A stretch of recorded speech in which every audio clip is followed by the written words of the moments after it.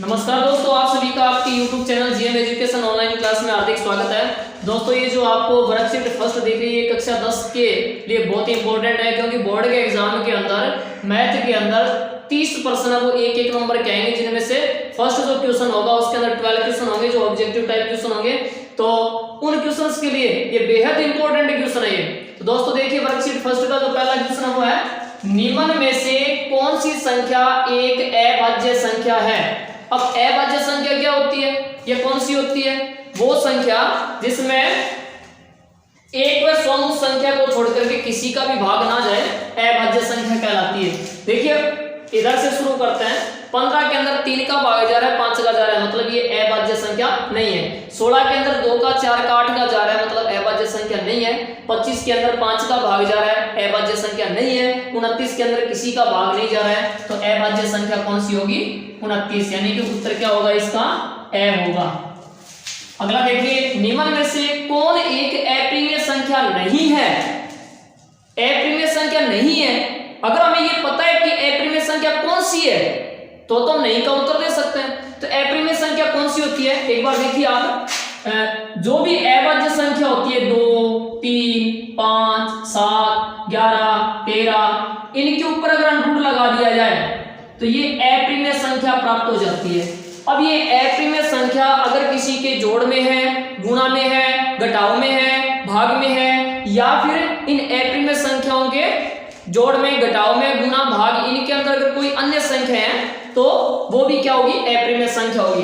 तो सबसे पहले देखिए 10 को, 10 है तो 10 को हम लिख सकते हैं अंडरूट 10 को अंडरूट 2 गुणा अंडरूट 5, यानी कि अंडरूट 2 गुणा अंडरूट 5, इनमें अप्रिमेय संख्या आ गई, मतलब ये अप्रिमेय संख्या है।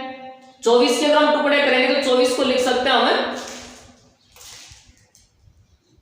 4 इंटू 6, यानी अंडरूट 24 के टुकड़े हो गए अंडरूट 4 गुणा अंडरूट 6। 4 का वर्गमूल 2 होता है और 6 के टुकड़े हो गए अंडरूट 2 गुणा अंडरूट 3। तो इनमें भी अप्रिमेय संख्या आ गई, मतलब ये भी अप्रिमेय संख्या है। अगर हम अंडरूट 35 में 35 के टुकड़े करेंगे तो 7 गुणा 5 होगा, यानी अंडरूट 7 गुणा अंडरूट 5। अंडरूट 7 और 5 दोनों अप्रिमेय संख्या, तो ये भी अप्रिमेय होगी। 25 का वर्गमूल कितना हो गया? सीधा आता है 5, तो ये क्या है? अप्रिमेय नहीं है। तो अप्रिमेय कौन सी नहीं है? अंडरूट 25। अंडरूट 3 व अंडरूट 5 है, ये मैंने अभी यहाँ पे समझाया है। यहाँ पे देख लो, अंडरूट 3 अंडरूट 5 क्या बताया था मैंने? अप्रिमेय संख्या। क्या ये? अप्रिमेय संख्या है, यानी इसका आंसर क्या होगा? ब होगा, और इसका उत्तर लिखेंगे ब।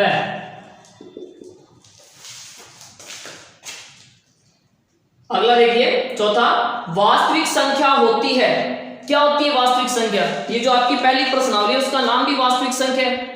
तो वास्तविक संख्या होती है परिमेय और अप्रिमेय संख्याओं के संग्रह को वास्तविक संख्या कहते हैं। यानी कि वास्तविक संख्या के अंदर परिमेय और अप्रिमेय दोनों संख्याएं आ जाती है।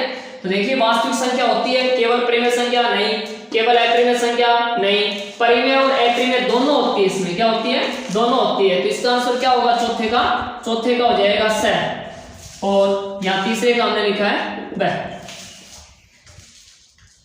पांचों देखिए, 5.2372 है। क्या ये पूर्णांक संख्या है, या परिमेय संख्या है, या काल्पनिक संख्या है, या फिर इनमें से कोई नहीं है? देखिए पहली एक्सरसाइज के अंदर ऐसा क्वेश्चन भी दिया हुआ है लास्ट के अंदर। तो कोई भी अगर संख्या जिसका दशमलव प्रसार अगर शांत है तो वो निश्चित तौर पे क्या होगी? अगर दशमलव प्रसार शांत है तो वो निश्चित तौर पे परिमेय संख्या होगी। अगर दशमलव प्रसार अशांत आवर्ती है तो भी संख्या क्या होगी? परिमेय होगी। अगर अशांत अनावर्ती किसी का दशमलव प्रसार, तो वो संख्या अप्रिमेय होगी। तो ये कौन सी होगी? परिमेय होगी। इसका आंसर क्या हो गया? ब हो गया। क्या हो गया? ब हो गया। आगे देखिए 5, 15, छठा क्वेश्चन है, 5, 15, 20 का लसागु व मैस से ज्ञात करना है। तो लसागु व मैस से ज्ञात करने के लिए सबसे पहले हम इनके अभाज्य गुणनखंड कर लेते हैं। 5 के अभाज्य गुणनखंड 5 हो गया, यानी कि वेक्टर करने हमें 15 के गुणनखंड क्या हो गए? 3 गुणा 5, और 20 के गुणनखंड क्या हो गए? 2 गुणा 5। हमें ज्ञात करना है लसागु। तो लसागु के अंदर ये छोटी छोटी ट्रिक है लसागु और मैस की, ध्यान रखना होगा। लसागु के अंदर वो टुकड़े लिए जाएंगे जो सबसे ज्यादा बार हो। तीनों में हो ना हो इससे हमें कोई लेना देना नहीं है, लेकिन सबसे ज्यादा बार होना चाहिए।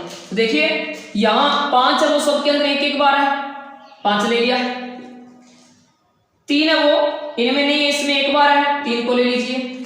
अब 2 है वो यहाँ पे 2 बार है, तो 2 को ले लीजिए 2 बार आप। तो इनका गुणा करवा दीजिए, 12 5 60 हो गए, लैसे कितना हो गया 60 हो गया। अब हमें मैसे ज्ञात करना है। मैसे के अंदर ये बात आप ध्यान में रखना कि मैसे के अंदर, मैसे यानी कि एचसीएफ के अंदर केवल वही टुकड़े लिए जाएंगे जो इन तीनों के अंदर मौजूद हो और सबसे कम बार हो। देखिए 3 यहाँ है, इसमें और इसमें नहीं है तो 3 को नहीं ले सकते। 2 इसमें है, इन दोनों में नहीं है तो 2 को नहीं ले सकते। 5 वो तीनों के अंदर और एक एक बार है, तो क्या लेंगे 5 लेंगे। 5 15 20 का लैसे हो गया 60 और मैसे क्या हो गया 5 हो गया। तो इनको उतार लीजिए या फिर इसका स्क्रीनशॉट ले लो। 7वां क्वेश्चन देखिए, सबसे छोटी अभाज्य और सबसे छोटी भाज्य संख्या का गुणनफल क्या होगा। तो सबसे छोटी अभाज्य संख्या क्या होती है, अभाज्य संख्या 2 से शुरू होती है, तो सबसे छोटी अभाज्य संख्या क्या होगी 2 होगी। और भाज्य संख्या, सबसे छोटी भाज्य संख्या, देखिए अभाज्य संख्या वो होती है जिसमें एक और स्वयं को छोड़ करके किसी का भाग ना जाए, वो क्या कहलाती है, अभाज्य संख्या कहलाती है। और भाज्य वो होती है जिसके अंदर एक और खुद को छोड़ दो, उसके अलावा किसी न किसी संख्या का भाग जाता हो, वो संख्या भाज्य संख्या होती है। तो एक है वो नहीं तो भाज्य और नहीं है भाज्य। उसके बाद में 2 अभाज्य संख्या, 3 अभाज्य संख्या, 4 के अंदर 2 का भाग जा रहा है, इसलिए 4 भाज्य संख्या होगी। सबसे छोटी भाज्य संख्या 4 है, इन दोनों का गुणनफल क्या होगा 8 होगा। अगला क्वेश्चन देखिए, 2 परिमेय संख्याओं के बीच कितनी परिमेय संख्या हो सकती है। तो कोई भी 2 परिमेय संख्या आपको दी जाए तो उनके बीच की आप अनंत परिमेय संख्या ज्ञात कर सकते हो। तो इसका आंसर क्या होगा, अनंत होगा या फिर अनेक। 9वां क्वेश्चन है, 6x की घात 4y व 12xy का मैं से क्या होगा। तो सबसे पहले आप इनके टुकड़े कर लीजिए।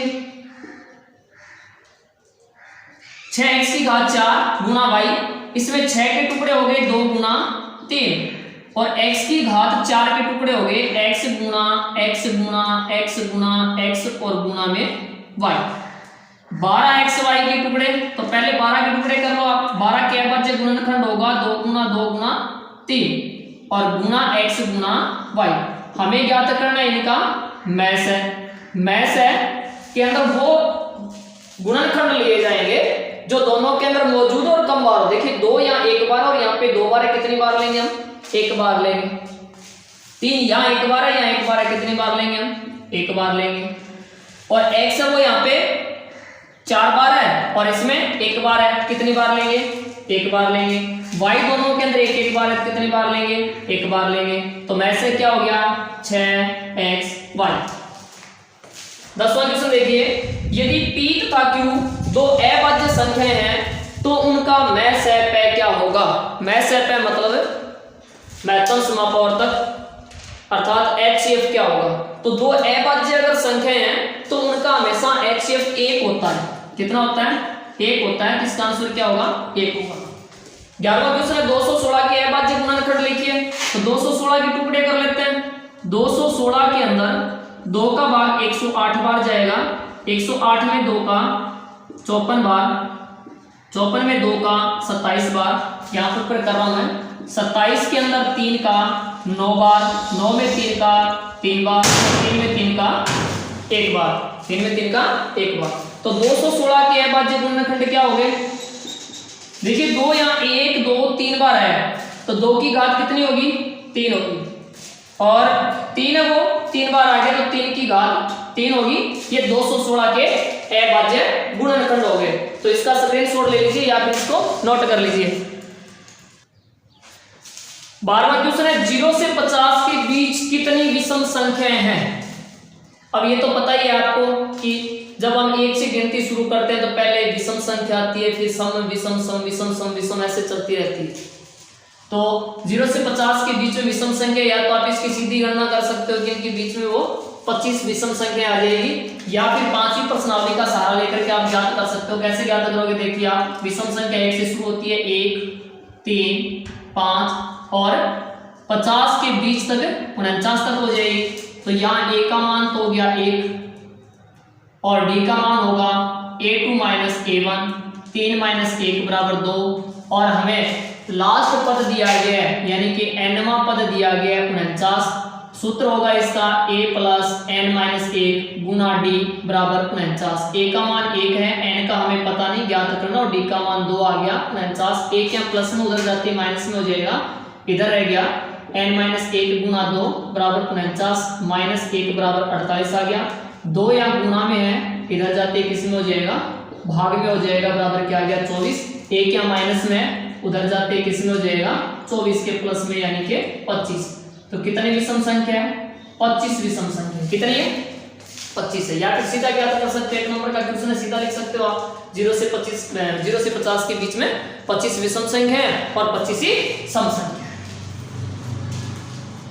अब देखिए 13वां क्वेश्चन, वे संख्याएं जिनका दशमलव प्रसार अशांत एवं अनावर्तीय कहलाती है, क्या कहलाती है, अपरिमेय संख्या। क्या कहलाती है, अपरिमेय संख्या।